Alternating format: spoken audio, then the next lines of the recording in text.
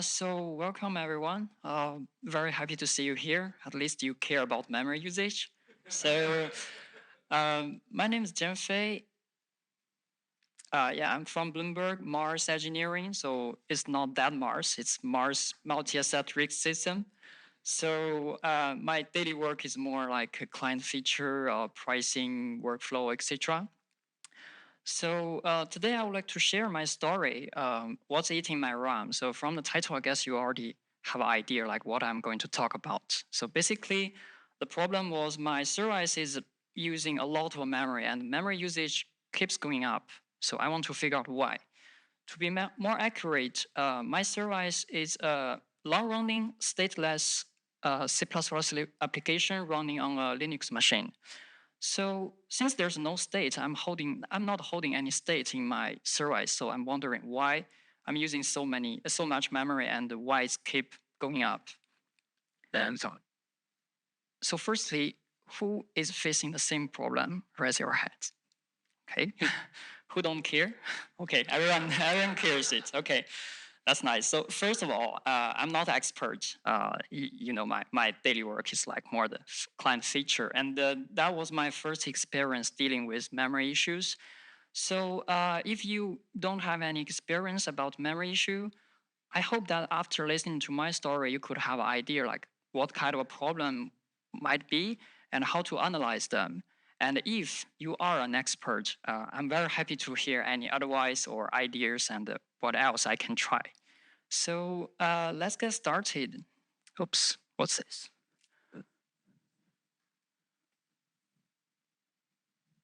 Sorry, wrong button. Yeah. So my story started with alarm. So the alarm telling me 90% of memory usage on that machine, do something. So my first question was, what's that alarm and why is important? So after figuring out that, I went back to the basics because I know nothing about memory allocation. So basically, I want to find out how does my code impact on memory usage? So after that, I tried some tools and discovered some problems like memory leak and fragmentation. So that's basically everything in my story. The alarm. It was a sunny Wednesday like today. We were so happy because we just closed the sprint with a fancy feature for the client. Pass green and we click the button to deploy. And later, you know what happened? 90% memory usage alarm for that machine. So my first question was, what's that alarm and why it's important? You know, in Bloomberg, we have like different levels of alarm, and that one is the top one. So stop and fix.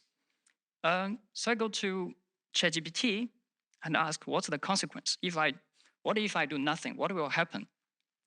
So the answer makes sense to me. Firstly, we will have more swap, which means the operating system will do more and more effort to move the inactive data from RAM to disk to make more space in RAM because RAM is expensive.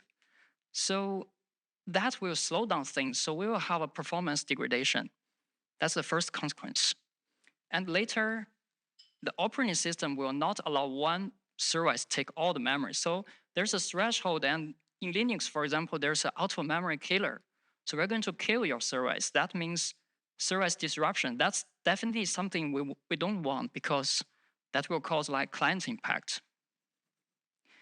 And finally, since we are in a multi-tenant environment, so all the resources on that machine are shared by all the processes. So the the the performance impact will not limited to your service. It could like impact other processes. They could be more critical and more sensitive to the performance impact. So it's terrible. We don't want that happen. So that's why it's important. We should do something.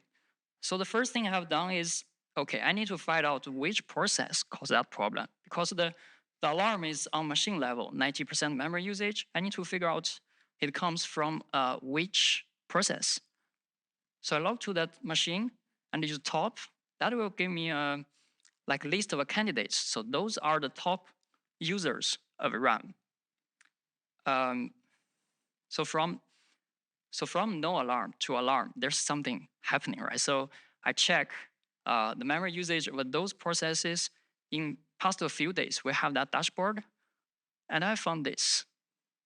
So you can see the memory usage from Monday to Friday, from 1 gigabyte to 7 gigabytes.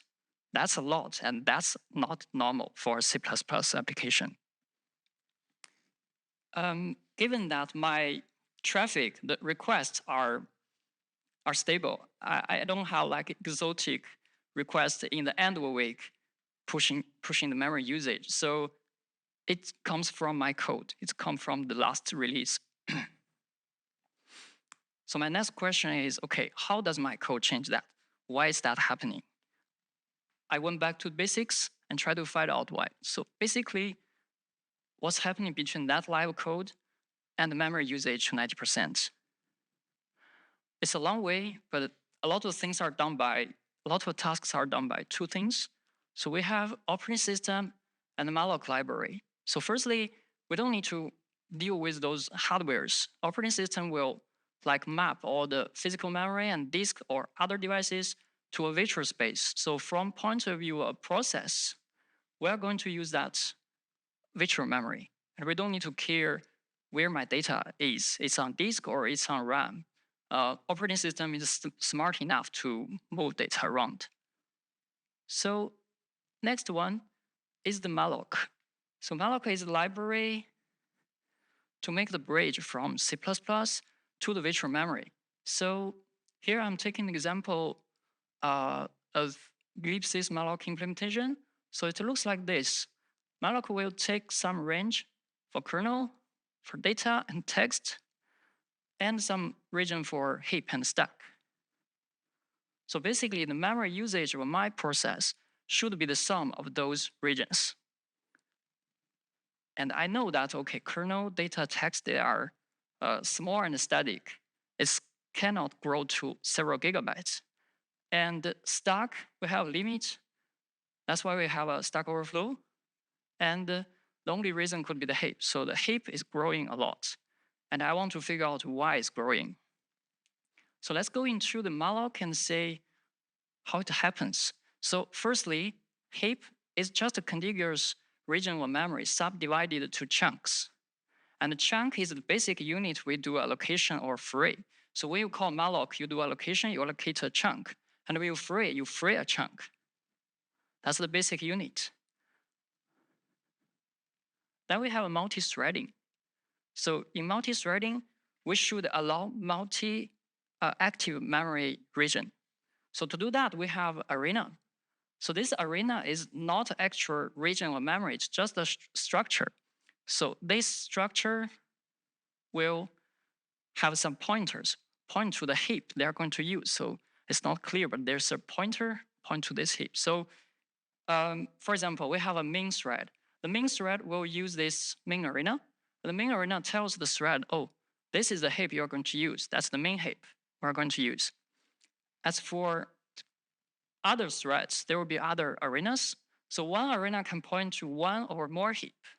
In this case, those heaps are different from the main heap. They're going to be somewhere in the virtual space.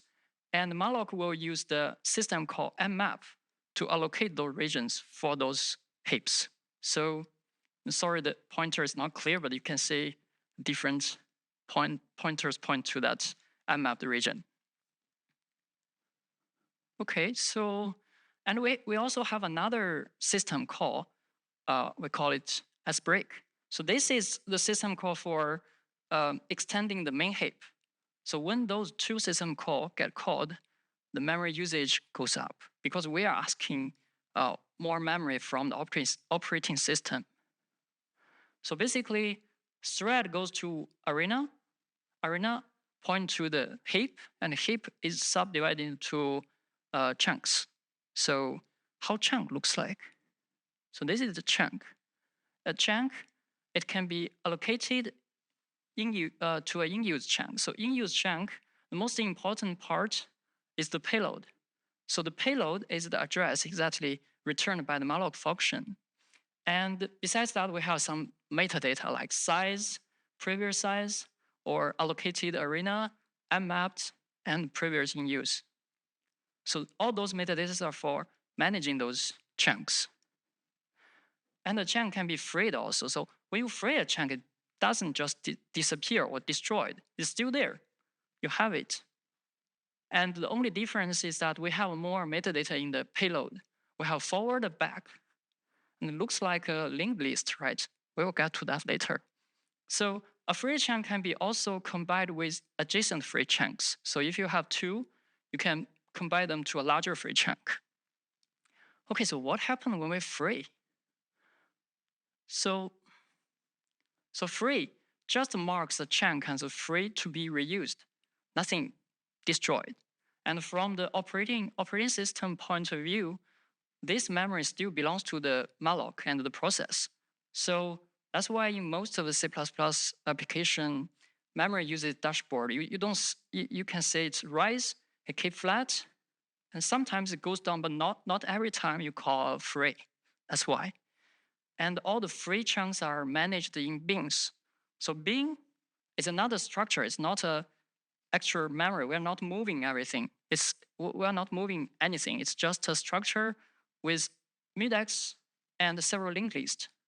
So those freed chunks are managed in different bins based on their size. So you can see the forward and back are used in the linked list in the bins. Sorry about the, we don't see clear, but there's an example we have a lot of small bins and a few large bins. You can imagine that in that way, we can reuse the free chunk efficiently. Right.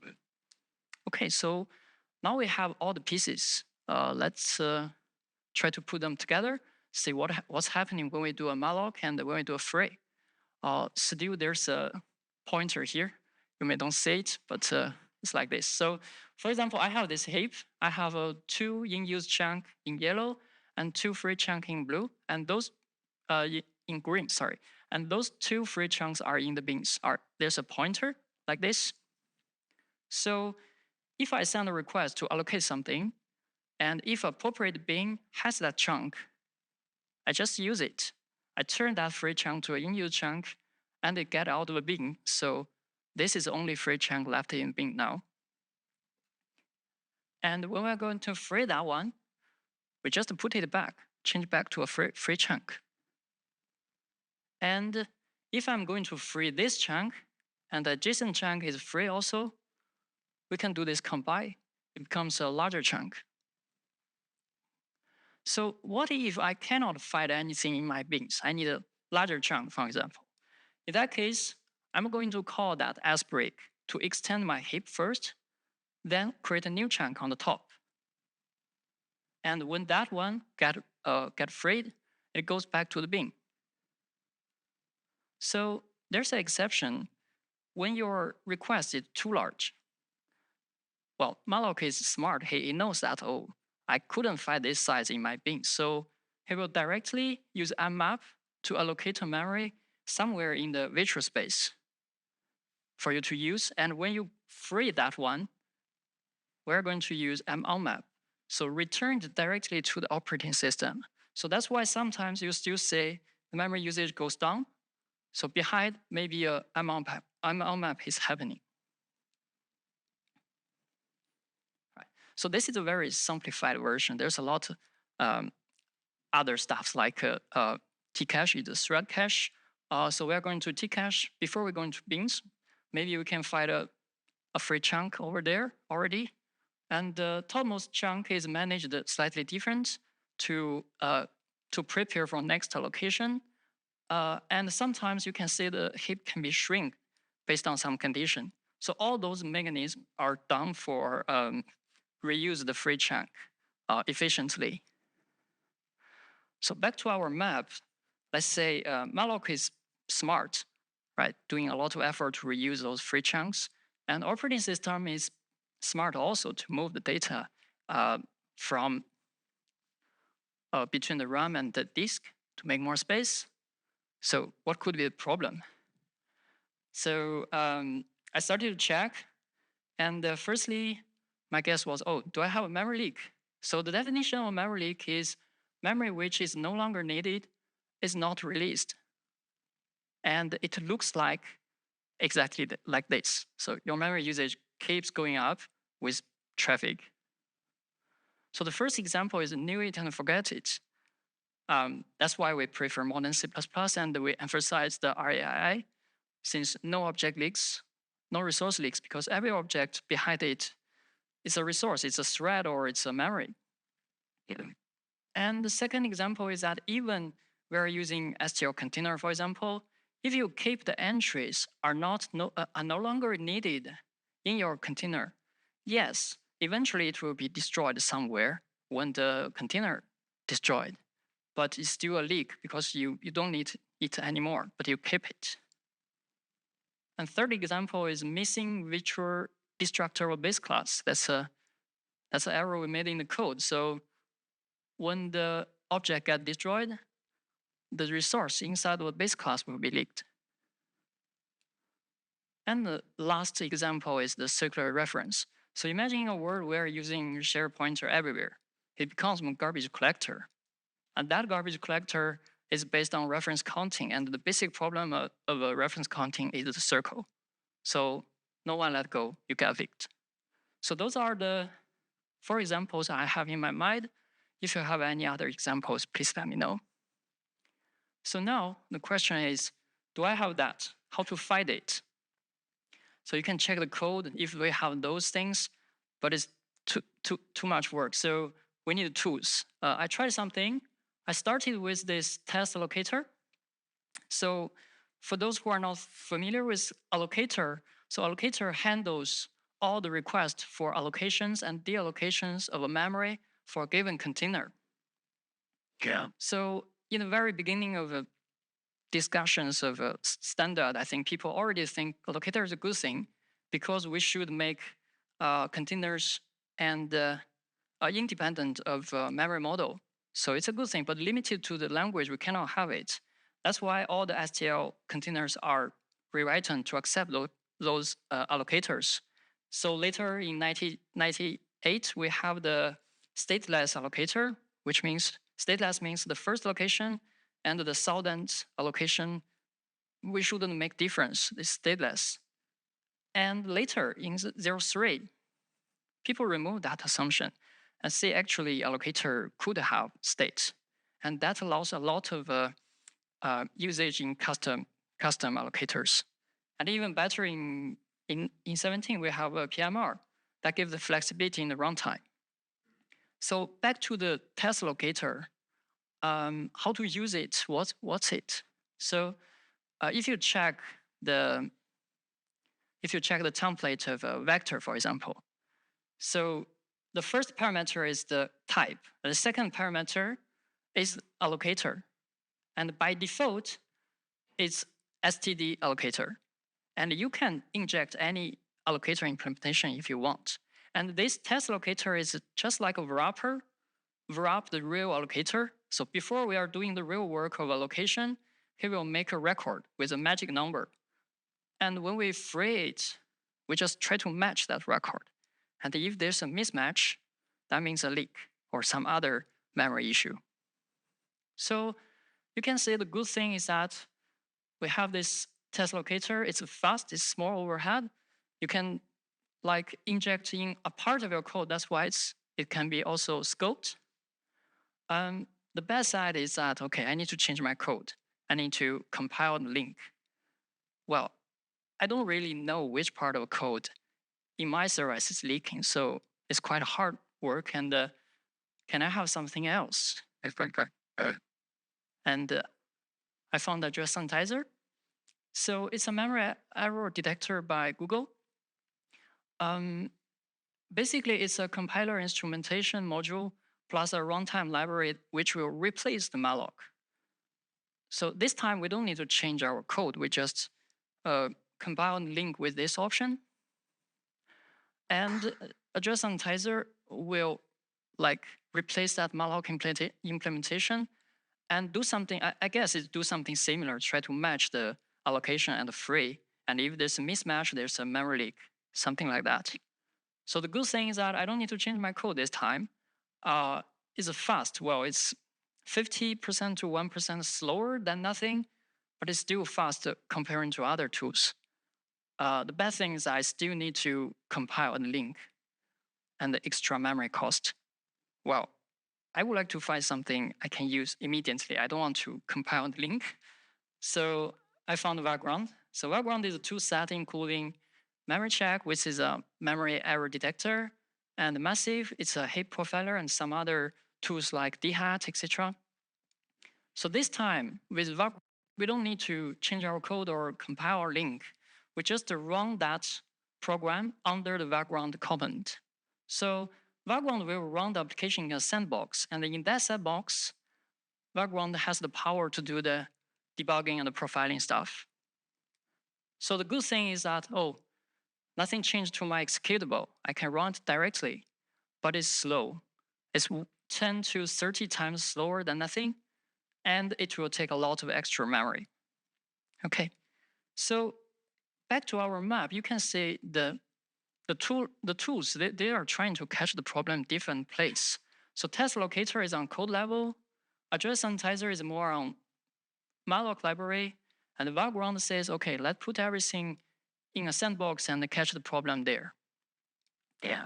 In terms of a result, they could be put into two categories. So the first category for the three first tools like test locator, address sanitizer, and the memory check, what they can offer in the end is one snapshot in the end of a profiling. So it looks like this. You have a leak summary. Sorry, you may don't read it, but you have like what's the blocks are leaking, and what's the size, and what's their cost stack. So you can investigate from those cost stack to find out why it's not released. So that's one snapshot. I had that.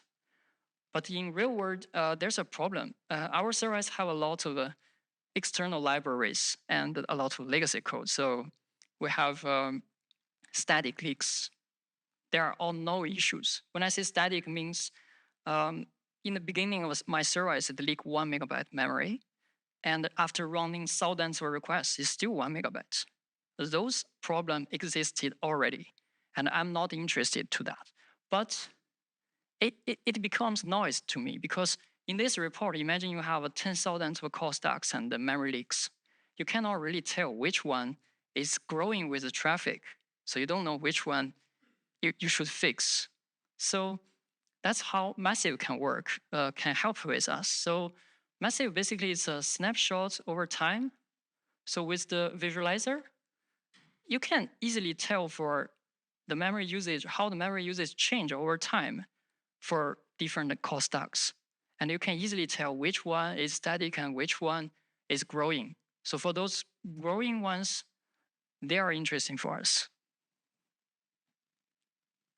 So some tips about this profiling work. So firstly, yes, static leaks may hide the real problem.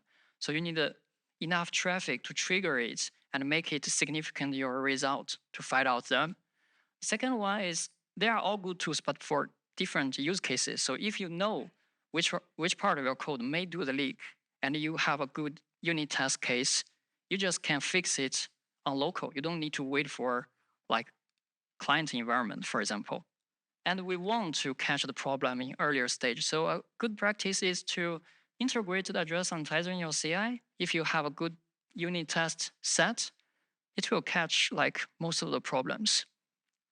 And if you cannot have that, your test coverage is not good, still some client traffic may trigger the problem, it's better to set up the background in those environments in advance. So when the problem shows up, you don't need to wait. You just start the profiling and find the problem.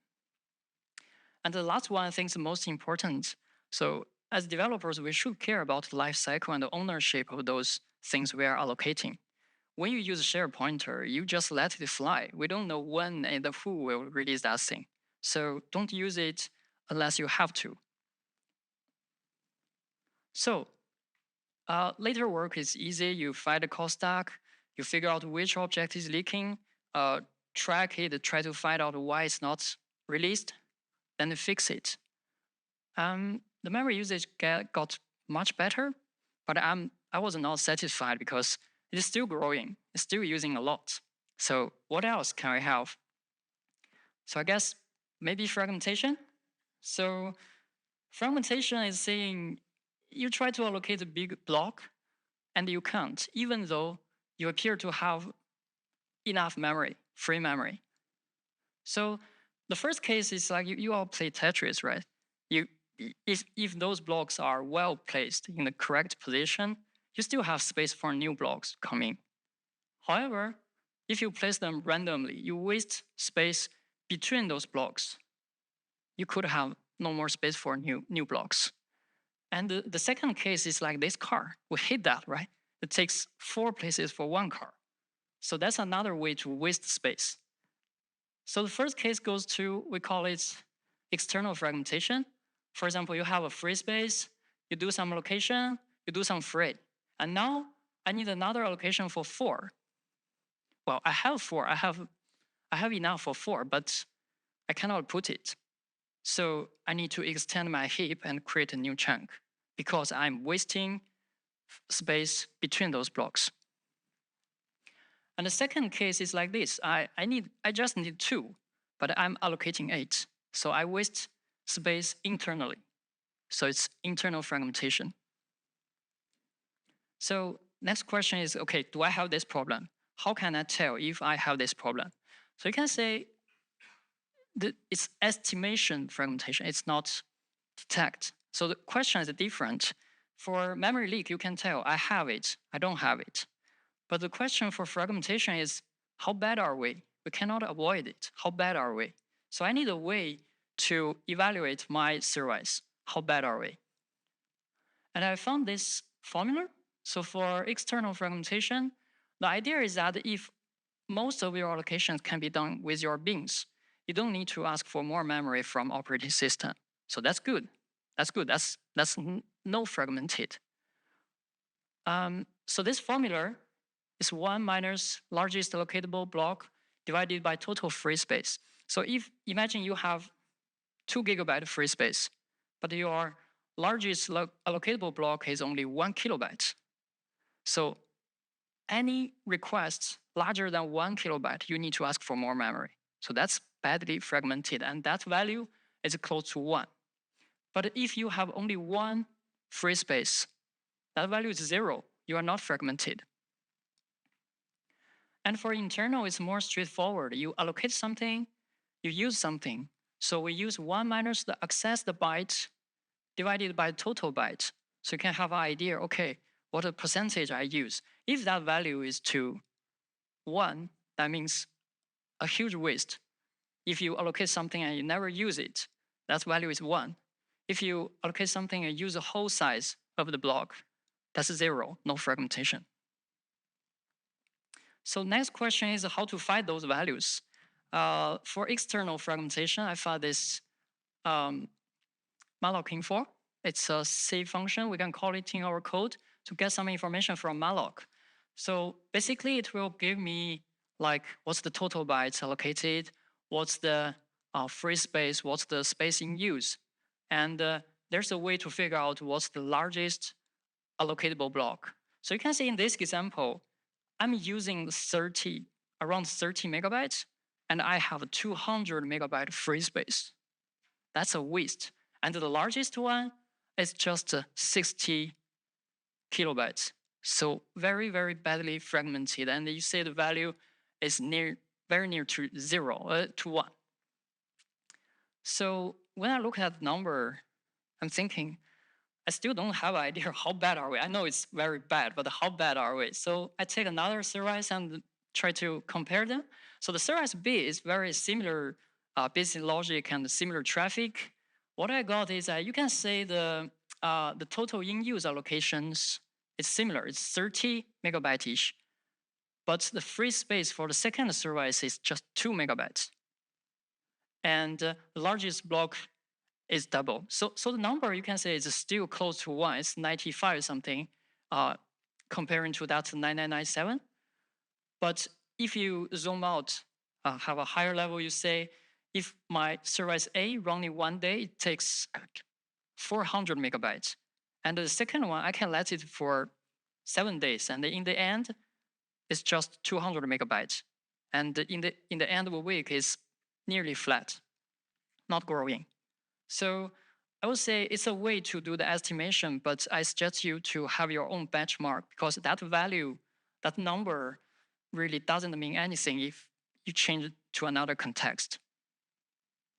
So for internal, we're going to use this background dhat. I think it's useful. It will offer you a report about all the usage of the allocations. So for example, the first one, I allocated a lot, but never read and never write. So it's a zero access block. We are wasting the space. And the second example is I have this call stack. I allocated the size and I only used a part. I write a part and read a little part. So that's how we identify those blocks. And you can have further investigation. Why am I doing that? Why I'm allocating things and never use them? So the question is how to reduce that. We have it, how to reduce that. So for internal one, as I said, you can check those call stacks. It's your code. You are doing that. You should understand why are you wasting space. But for external, it's not obvious. People are doing a lot of effort to reduce the fragmentation. Mesh is an idea I heard from another conference. So the idea is that, okay, I will stand between the memory, the physical memory and the operating system. So I have two memory page. They are both very badly fragmented. So you can see the data point green and data point yellow. And I find that, okay, I can mesh them. So it's meshable. When I move all the yellow data on the first page, there's no clash.